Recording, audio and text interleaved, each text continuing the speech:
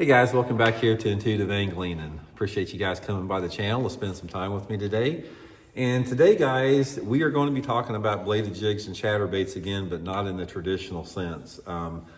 Bladed jigs and flukes get the most attention on YouTube by far, but I want to talk a little bit, something a little bit different in today's video with it, about how this bait continues to amaze me, its productivity, versus when it started out. You know, a lot of baits, you know, when I first started fishing a bladed jig over 20 years ago, I thought that the bladed jig, simply because of the characteristic of the bait and how it telegraphed itself through the wobble, I thought it would be like really hot for a couple of years and then it would become more situational and not as effective.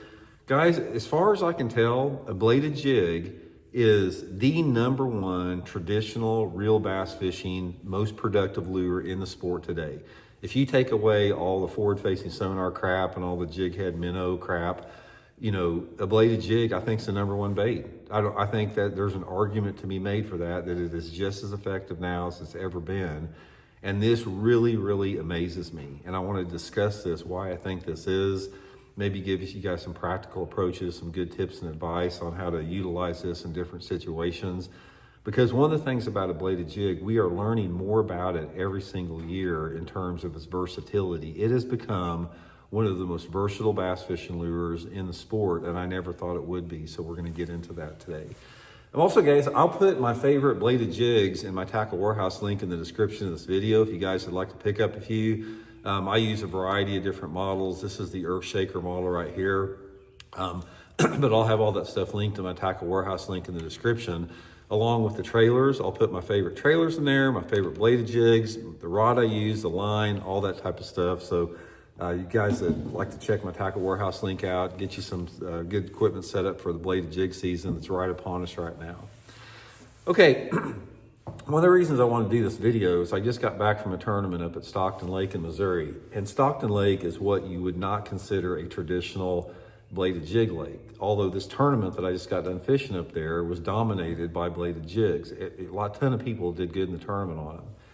Rocky Lake, it's got a diversity of different water clarities out there.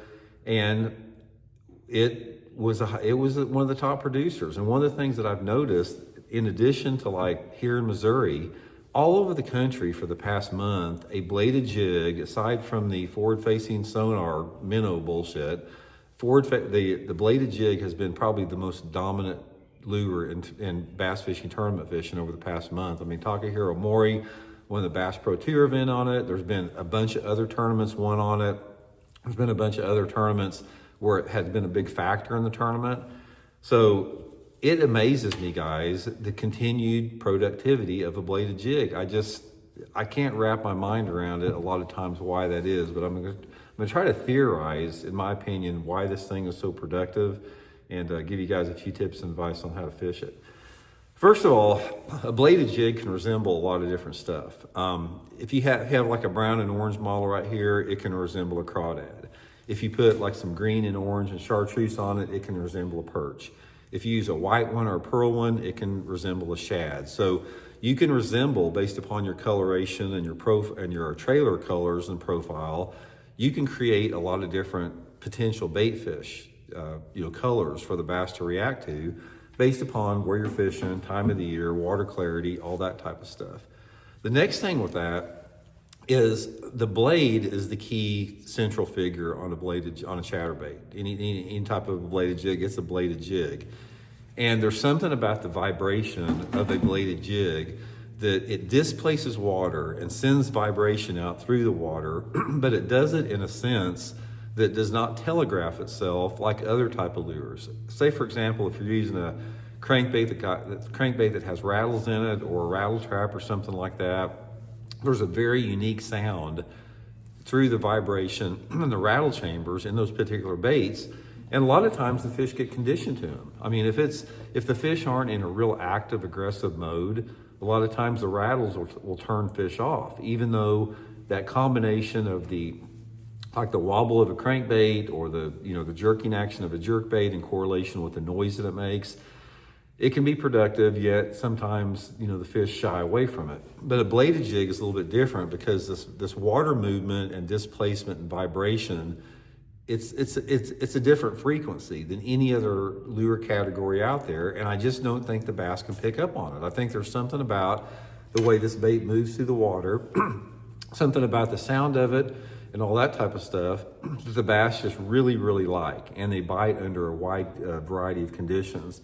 And on top of that, in correlation with the variety of different color options that you have and the blade options, different type of vibration and frequency, you also have a lot of different ways that you can actually work a chatterbait through the water column. So it becomes a bait that you can work from the surface all the way down as deep as you want to do it. You can fish it on the bottom, you can fish it for suspended fish, you can fish it shallow, you can fish it deep. It covers every water column that you have, and that's another reason it's so versatile. Say for example, if you're fishing really shallow water and the fish are really aggressive, you can cast it out there, you can keep your rod tip high, and you can buzz it just along the surface.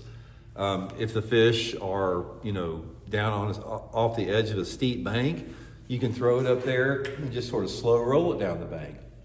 If the fish are on the bottom, you can throw it out there, you can let it sink all the way to the bottom and just slow crank it down the bottom. And one of my favorite ways is you can throw it out there, you can let it hit the bottom, and you can pump it. Let it sink back down, pump it. I've caught a ton of good fish pumping it. So based upon the water clarity and the mood and the personality of the fish, the water temperature, you can literally come up with dozens of different potential cadences and retrieves and how you want to work this bait in correlation with the profile of the bait. The plastic trailers, you can create smaller profiles, bigger profiles. It's just a super versatile bait all the way around. But it's one of those special baits. It's like there's a few baits that come, in our sport occasionally that they stand the test of time. And one would be like a Cinco would be, a prime example with that. Some of your other slow baits like a drop shot and a shaky head. But as far as a reaction bait and a moving reaction bait, I don't think there's anything that is more productive than a bladed jig right now. It is like, it just, every time I hear something about it, it just amazes me, why it still works as good. Okay, now given that, a bladed jig is not a guaranteed road to success because, say like in this tournament I fished up there, I talked to a lot of guys at the weigh-in that caught them on a chatterbait. I fished it in my area where I was fishing, I couldn't get them to bite it. So again, like any other lure category, it has to be in the right type of situation for the fish to bite it. Sometimes, there could be one little thing that's off that they won't, but the main thing about it, in order to maximize the bladed jig's effectiveness, and this is one thing you need to really take away from this video, is you've got to hit upon the right color combination, the right head weight as far as the size of the head, and the right cadence or the right retrieve with it.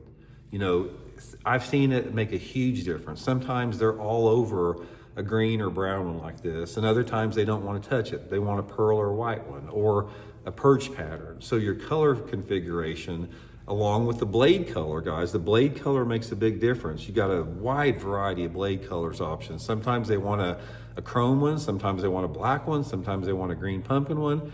I've seen one time they wanted a chartreuse one. So there's a lot of different ways that you can tweak the blade color in order to hit upon that right thing. So it's like any other lure category out there in terms of the complexities, what is the exact set of circumstances or situations that make it more effective. You just have to experiment with that. You got to experiment with color, retrieve, cadence, skirt color, blade color, until you get all that type of stuff together.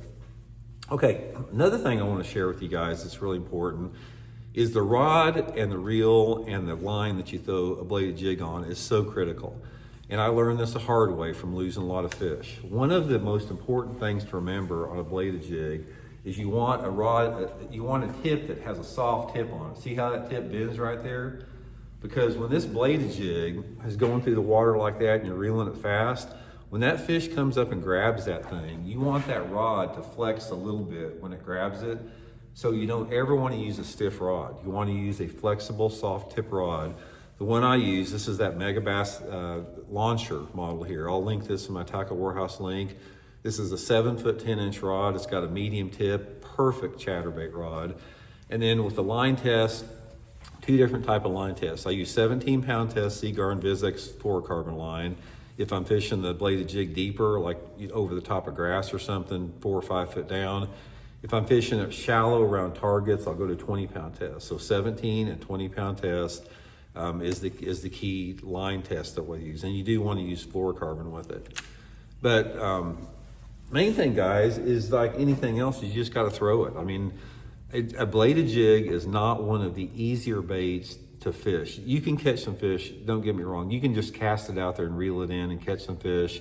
But in order to maximize the bladed jig efficiently, you've got to figure out the retrieve they want. And again, that retrieve can be a stop and go. It can be crawling on the bottom. It can be hopping it off the bottom. It can be pumping it off the bottom. It can be burning it just underneath the surface. There's a lot of different ways that you can catch fish on a bladed jig. You have to figure that out in correlation with the right color combination and everything that goes with it, and where to throw it at on top of that. But once you do put that in there, guys, I don't know, I'll say right off the bat, I don't know if there's a better bait that catches a better grade of quality fish than a bladed jig, yet you still got your numbers. A lot of times when you throw baits that produce bigger fish like a bladed jig, you sacrifice your bites. But this is one of the few baits out there that you can get a lot of bites on it, and you can get a lot of quality bites on it. It's not, you know, for example, if you throw a shaky head, you're gonna get a lot of bites. You may not catch very many big ones, but you're gonna get a lot of bites. If you throw a big 8-inch swim bait, you're probably gonna get some big bites, but you're not gonna get very many bites. A bladed jig is like the perfect mix of both of that. So anyway, guys, I'll have everything linked in my Tackle Warehouse link to get you set up. If you want to get started on bladed jig fishing, I'll have everything you need to order there at that link. And hope it helps you guys catch some good ones, and we'll talk later.